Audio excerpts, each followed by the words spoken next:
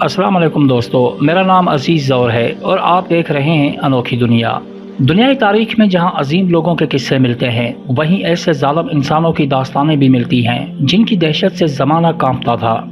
آج ہم آپ کو دنیا کے ان ظالم انسانوں کے بارے میں بتائیں گے جن کے ظلم کے آگے انسانیت بھی شرما جاتی ہے۔ یہ وہ ظالم لوگ تھے جن کے بھیانک ظلم کے اثرات آج تک محسوس کیے جاتے ہیں۔ لیکن ویڈیو کی تفصیل میں جانے سے پہلے گزارش ہے اپنے ان دوستوں سے جنہوں نے ابھی تک ہمارا چینل سبسکرائب نہیں کیا ہے تو برائے مہربانی چینل کو سبسکرائب کر کے ساتھ موجود بیل آئیکن کو بھی پریس کر دیں تاکہ ہماری آنے والی ویڈیوز کا نوٹیفیکیشن آپ کو ملتا رہے۔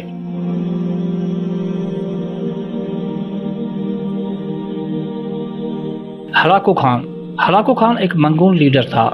اس کے دور میں بغداد ایک بہت بڑا شہر تھا۔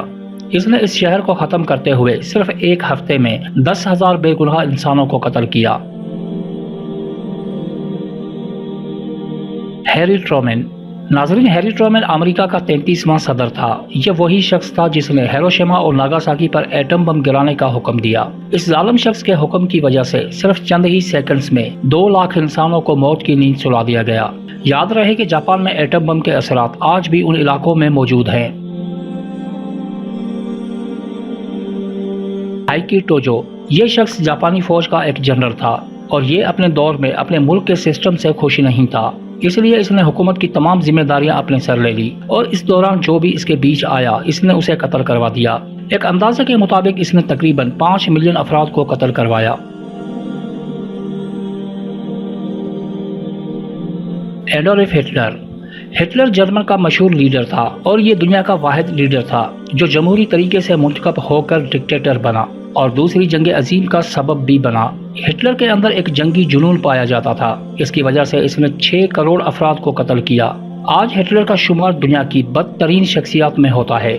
جس طرح مسلمان اپنے بچوں کا نام یزید نہیں رکھتے، اسی طرح مغربی دنیا کے لوگ اپنے بچوں کا نام ہٹلر نہیں رکھتے۔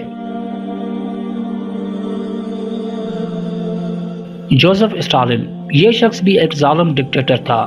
1939 میں اس نے جرمن سے ایک معاہدہ کیا اور پولینڈ اور پرلینڈ پر حملہ کیا۔ پولینڈ کو فتح کرنے کے بعد روسی فوجیوں نے جوزف اسٹالن کے حکم سے ہی ایک رات میں 10,000 پولینڈ فوجیوں کو جنگل میں گولیاں مار کر قتل کر دیا۔ Queen of Madagascar. ناظرین، یہ عورت مدغاسکر کی پہلی ملکہ تھی۔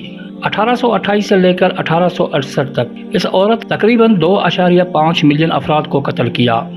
آج یہ ملکہ شیطانی عورت کے نام سے یاد کی جاتی ہے۔ یہ ملکہ لوگوں سے جبری مشقت کرواتی تھی، جو انکار کرتا اسے قتل کروا دیتی تھی۔ اس کے ظلم کی وجہ سے مدغاسکر کی آبادی آدھے سے بھی کم ہو کر رہ گئی تھی۔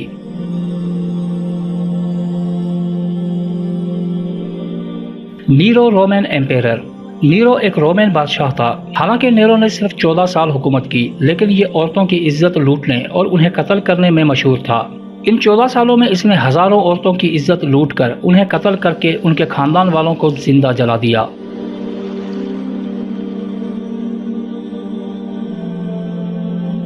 Even the tribal.